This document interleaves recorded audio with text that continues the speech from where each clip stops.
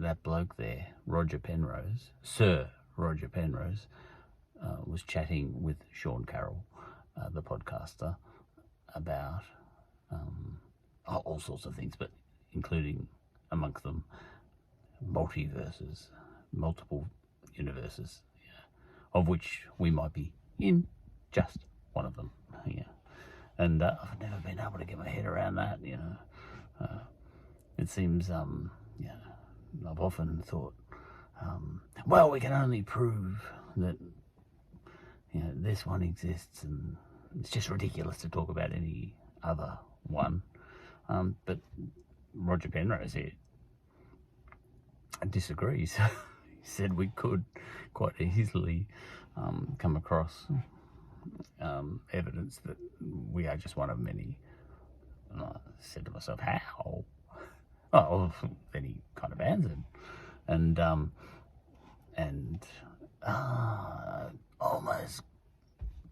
almost not quite got it. And he was just saying, think about what the nature of the Big Bang was. You know what I mean? He said, time has no meaning back then, maybe. And is there any mass? What's going on? And he says, now think into the future. We think the universe is big now. It's tiny. The universe is tiny, like a pinprick, compared to how big it's going to get if it keeps expanding like this for the next 10 to the Google years, is the number he threw up. We've only been going 14.7 billion years.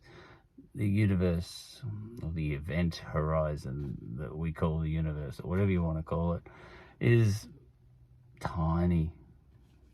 People say it's big and complex, and I've always had a problem with that. Compared to what? Oh, the universe is so big, you should bow down to God. It's so awesome.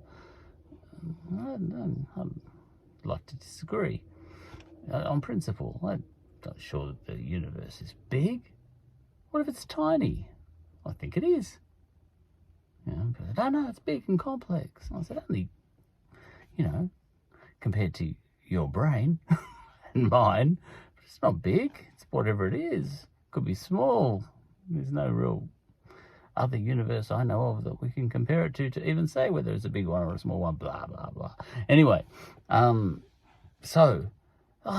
was talking about, I almost got it.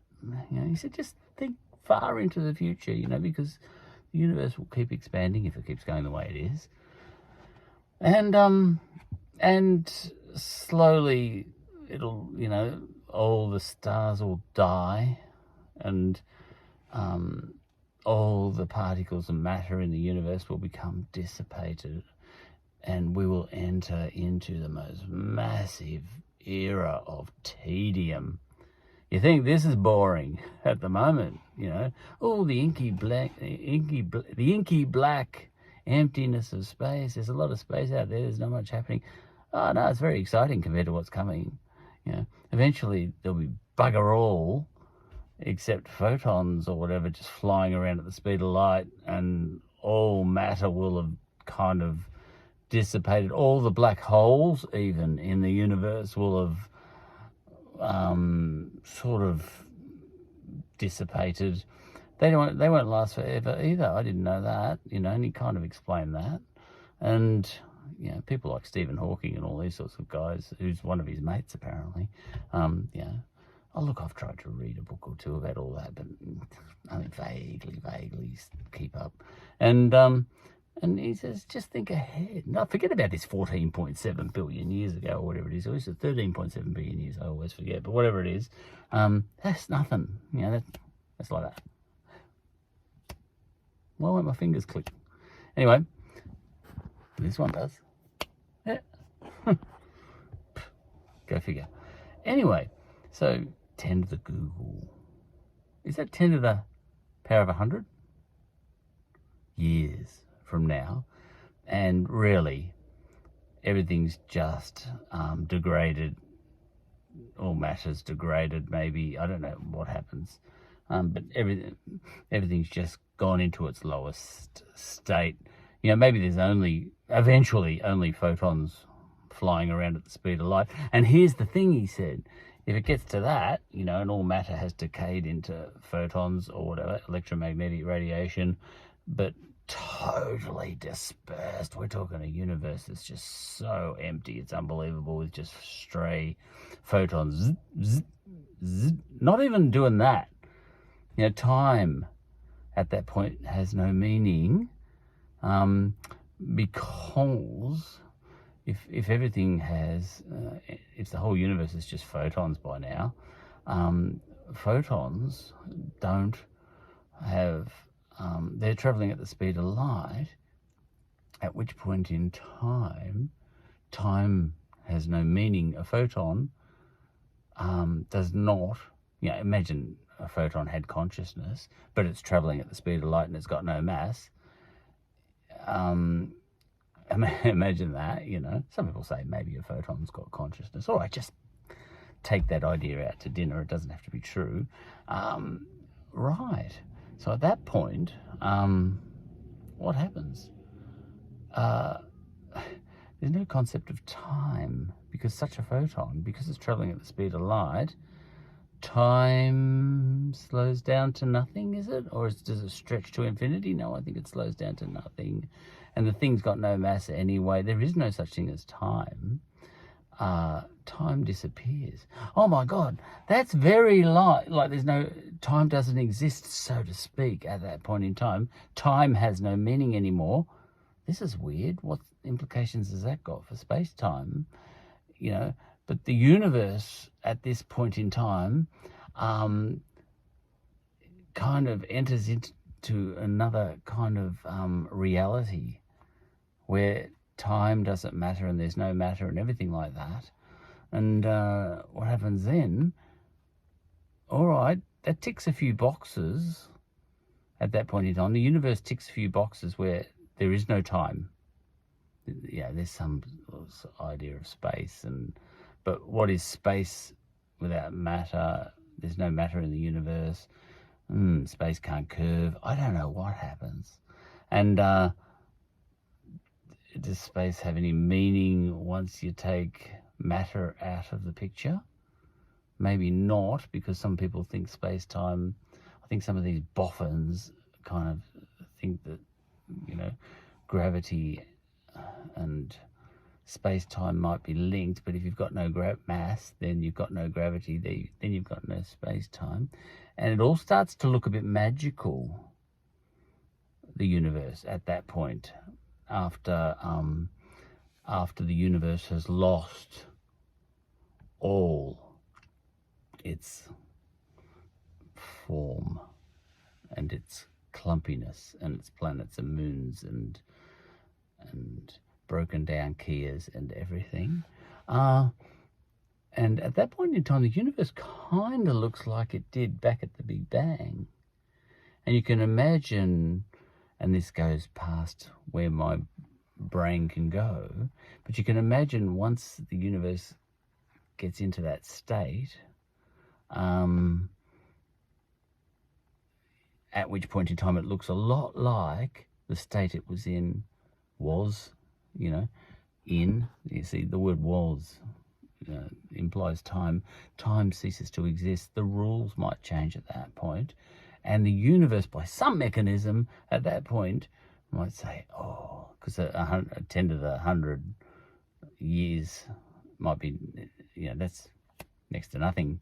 If there's been a succession of universes for thousands and thousands of universes, billions of, and infinite numbers of universes. Oh my God!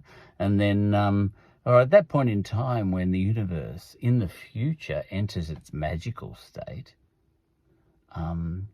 somehow by mechanisms unknown, that might be the Big Bang. That might be the magical state that is the Big Bang for the next universe. What? You know, and all the energy that's in this universe, which is massively dispersed, might represent as a Big Bang in a localized kind of spot again, which sounds impossible. But then what is, how can something so big suddenly be so small? Maybe it can if space-time ceases to exist in that magical sort of state that the universe is in.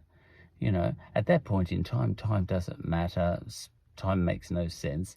Space makes no sense. So what's the big deal of something really big, which isn't really big anymore because it's just entered into a magical state? Suddenly, you can imagine this whole universe going, oh, this is really tedious. We are just so dispersed. We are just photons, unaware that time is even passing. And the reason for that is because time isn't passing. Zip, boom. A Big Bang, another universe, a big expansion. And it just starts expanding again. And, within a couple of billion years, planets start forming again, and you've got a new, Columbianus again, and stars come again, and all that sort of stuff, and away we go again. That's just blowing my mind in this bleak, isolated car park where I sit out the back of Dandenong all by myself in a car that's broken down, waiting for the RACV. Well, I know how to fill in time, and I just did. Time has meaning for me. I don't even know what time is. Time. Someone said to me, time is something like a label we give to something that we don't understand. Things can't exist without time, really. Like my sunglasses here. They exist. The only reason they exist is because they're kind of persisting. They're existing now, and they're still existing, and they're still existing. Just the fact that they're persisting and insisting on existing just kind of brings in time. Oh, we don't know what that is. The very thing that is the persistence of time, the persistence of existence, just to explain that, we might say, let's just call that, we need a word for it, time. Oh my God, gets out of control, these things. I need to listen to more of these podcasts. They explain everything so much better than me.